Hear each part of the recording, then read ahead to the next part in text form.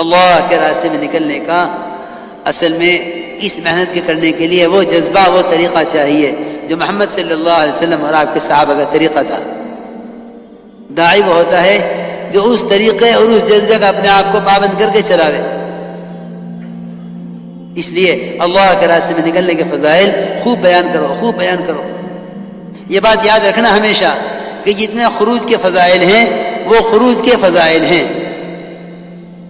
اصل میں جتنے بھی خروج کے فضائل تھے امت نے انہیں قتال کے فضائل سمجھ کر چھوڑ دیا ہے۔ یہ بہت بڑی بیوقوفی کی ہے۔ امت کے اندر جو ٹھہراؤ آیا ہے، جو جمود آیا ہے، اللہ کے راستے پھرنے کا جو جذبہ ختم ہوا ہے، وہ صرف اس لیے کہ یوں سمجھتے ہیں کہ یہ ساری آیتیں روایتیں قتال کے لیے ہیں، حالانکہ قتال انتہائی جہاد ہے۔ اللہ کے راستے میں نکلنا تو بذات خود مطلوب ہے، اللہ کے راستے میں نکلنا تو بذات خود مطلوب ہے۔ یہ تو ایک عارض ہے جو کبھی پیش آیا کبھی پیش نہ آیا۔ اللہ کے راستے کا خروج تو بذات خود مطلوب ہے۔ ہمارے جمود کا سبب یہ ہے کہ ہمیں نکلنے کے فضائل ہر وقت یاد نہیں رہتے۔ دیکھو تو صحیح، اللہ اکبر، حرمین کی نماز، ایک نماز 1 لاکھ کے برابر، لیکن اس سب کے باوجود اللہ کے راستے میں نکل کر عمل کرنے کی فضیلت حرمین کے عمل سے زیادہ ہے۔ حضور اکرم صلی اللہ علیہ وسلم نے اپنے صحابہ کو یہ بات اس لیے سکھلائی تھی، پڑھائی تھی، تاکہ میرے صحابہ میں، میری امت کے اندر جمود نہ پیدا ہو جاوے، ٹھہراؤ نہ پیدا ہو جاوے۔ جب مدینہ منورہ جس کے فضائل مسلم ہیں وہاں رہ کر عمل کرنا اللہ کے راستے میں نکل کر کرنے سے افضل نہیں ہے، تو میری آپ کی بستیوں کی کیا حیثیت رہ گئی کہ ہم یہ سمجھیں کہ یہاں رہ کر عمل کر لینا کافی ہے۔ اللہ کے راستے میں نکل کر عمل کرنا جب حرمین میں رہ کر کرنے سے افضل ہے، تو پھر میرے دوستوں خود ہی فیصلہ کرو، کیونکہ یہ بات کوئی خیالی بات نہیں ہے۔ عبداللہ بن رواحہ رضی اللہ تعالی عنہ جمعہ کی نماز پڑھنے کے لیے ٹھہر گئے۔ میں کہا تم گئے نہیں؟ عرض کیا کہ یا رسول اللہ جمعہ پڑھ کے چلا جاؤں گا۔ آپ نے فرمایا کہ صبح نکلنے والی جماعت تم سے 500 سال آگے چلی گئی، اگر خیال یہ ہے کہ بھئی خیر کے کام تو اور بھی ہیں، یہی تو نہیں ہے، تو میرے دوستو عزیزو، آپ نے یہ خیال بھی صاف کر دیا کہ اگر ساری دنیا کا مال تم خیر کی راہ میں خرچ کر دو تو صبح نکلنے والی جماعت کی فضیلت کو حاصل نہیں کر سکتے۔ یہ بھی آپ نے خیال صاف کر دیا کہ اگر ساری دنیا کا مال خیر کی راہ میں خرچ کر دو تو صبح جانے والی جماعت کی فضیلت حاصل نہیں کر سکتے۔ یہ بات صحابہ میں اس طرح چلی کہ حضرت عمر رضی اللہ عنہ کے زمانے میں بھی یہ مسئلہ پیش آیا، اور پیش آیا تو معاذ کے ساتھ۔ حضرت معاذ رضی اللہ تعالی عنہ جو سارے صحابہ میں سب سے بڑے مفتی، وہ ٹھہر گئے جمعہ کی نماز پڑھنے کے لیے اور جماعت روانہ ہو گئی۔ حضرت عمر نے پوچھا معاذ تم گئے نہیں؟ عرض کیا کہ جمعہ پڑھ کے چلا جاؤں گا۔ آپ نے فرمایا، حضرت عمر نے فرمایا کہ معاذ کیا تم بھول گئے اللہ کے نبی نے کیا فرمایا تھا عبداللہ بن رواحہ سے؟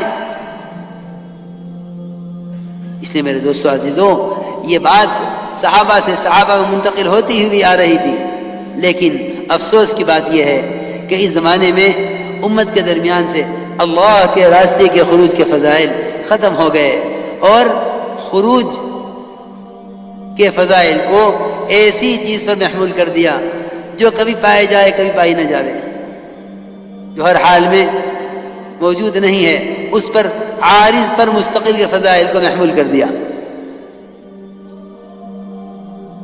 عارض پر محمول کر دیا ہے مستقل کے فضائل کو، حالانکہ نکلنے کے مستقل فضائل ہیں۔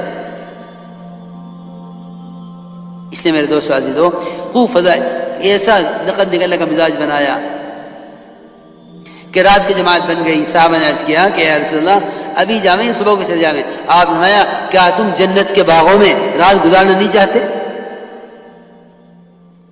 میاں جی محراب صاحب ہمیں سنانے لگے رحمۃ اللہ علیہ کہ جماعت بن کے بیٹھی ہوئی تھی، حضرت تشریف لائے اندر سے کہ تم گئے نہیں؟ حضرت نے فرمایا، ساتھیوں نے کہا حضرت تو رات ہو گئی صبح نکل جائیں گے۔ حضرت نے فرمایا کیوں جنت کے باغوں میں رات نہیں گزارنا چاہتے؟ پھر صحابہ کی بات نقل کر کے فرمایا کہ جو اللہ کے راستے میں ہے وہ جنت کے باغوں میں ہے، جو اللہ کے راستے میں ہے وہ جنت کے باغوں میں ہے۔ ہمیں اس کا اتنا استحضار دھیان رکھنا پڑے گا۔ یہ تو بھائی دوستو کیا بتاؤں، یہ جو کہتے ہیں نا جی 3 دن نہیں لگ رہے، 6 نہیں لگ رہا، سب اس لیے ہے کہ ابھی تک ہمارا جذبہ صحابہ والا جذبہ نہیں ہے۔ ورنہ دوستو عزیزو، اللہ کے راستے میں نکلنے میں، اللہ کے راستے کے خروج میں کمی کا آنا، جب تک امت اس کو جرم نہیں سمجھے گی اس وقت تک نقل و حرکت کا حق ادا نہیں ہوگا۔ آپ کیوں نہیں یاد کرتے کعب بن مالک کے واقعے کو؟ سارے غزوات میں شریک ہوئے، صرف غزوہ تبوک میں نہیں گئے، صرف تبوک میں نہیں گئے۔ ہر سال نکلتے ہیں، اگر اس سال نکلتے کون سی بڑی بات ہوگی؟ ہمارے دل کا اندر کا یہ وجدان ہونا چاہیے، اللہ کے راستے کے نقل و حرکت میں کمی آنا اللہ کے تعلق میں کمی پیدا کرے گا۔ ایک اشتہ چھوٹ جانا اگلی نماز پر اثر ڈالے گا، تعلیم حلقوں میں نہ بیٹھنا احتساب میں کمی کرے گا، اس کا ہمیں یقین ہو۔ اعمال دعوت چھوٹ جانے سے اس طرح ایمان اور اعمال میں ضعف محسوس ہو جس طرح ایک وقت کھانا نہ کھانے سے جسمانی ضعف محسوس ہوتا ہے۔ یہ اس کام سے مناسبت کا تقاضا ہے۔ اس لیے کعب بن مالک کے واقعے کو اتنا لمبا کیا، 50 راتیں گزر گئی، آپ سلام کلام نہیں کر رہے۔ حضرت فرماتے تھے اس واقعے کا مقصد قیامت تک امت کو اللہ کے راستے کی نقل و حرکت کی اہمیت بتانا تھا کہ اللہ کے راستے خروج کی کیا اہمیت ہے۔ اس لیے میرے دوستو عزیزو، جتنے بھی فضائل ہیں وہ نفس خروج کے فضائل ہیں کہ اللہ کے راستے کی نقل اور پھر اس پر فضائل خوب بیان کرو کہ کیونکہ پیدل جماعت سے بڑھ کر تو اللہ کے غصے کو ٹھنڈا کرنے والا کوئی عمل نہیں ہے۔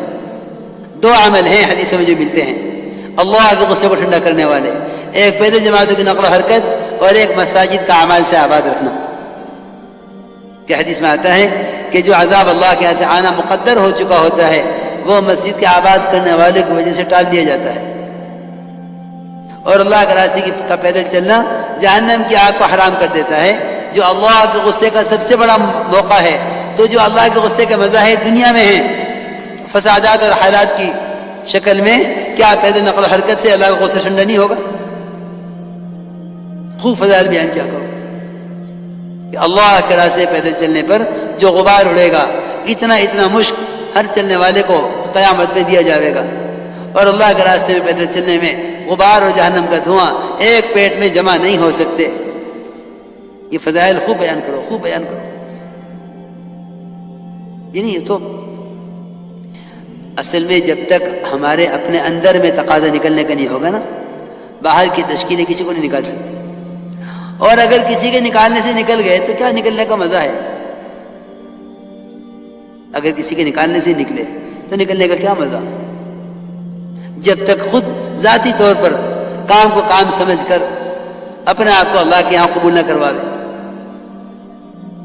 سمجھتے تھے جو اپنے دنیاوی تقاضوں کو سامنے رکھ کر اس راستے میں نکلنے کا نظم بنائیں گے، ان کی ذاتی زندگیوں میں تو چاہے دین آ جائے، لیکن ایسے لوگوں سے دنیا میں کوئی دینی انقلاب نہیں آ سکتا۔ اس لیے صحابہ کرام والا جذبہ اور صحابہ کرام والا طریقہ درکار ہے، مقامی کام میں بھی، اللہ کے راستے میں نکل کر بھی۔ فرمائے بھائی انشاءاللہ اس کے لیے سب تیار ہیں نا؟ جو باتیں عرض کی ہیں ان باتوں کو اچھی طرح یاد رکھیں، جو میں نے عرض کیا تھا شروع میں کہ بھائی اب مسجدوں کو آباد اس طرح کرو کہ ملاقاتیں کر کے لوگوں کو ایمان کے حلقوں میں لا کر جوڑا کرو مسجدوں میں۔ ہمیں کیونکہ سیرت میں یہی ملتا ہے، تو دیکھو حیات الصحابہ میں حضرت نے ایمان کی مجالس کا تذکرہ کیا ہے حیات صحابہ کے شروع میں، اس کو دھیان سے پڑھ لیجو، اس میں اسی طرح لکھا ہوا ہے۔ انشاءاللہ اسی طرح کریں گے نا۔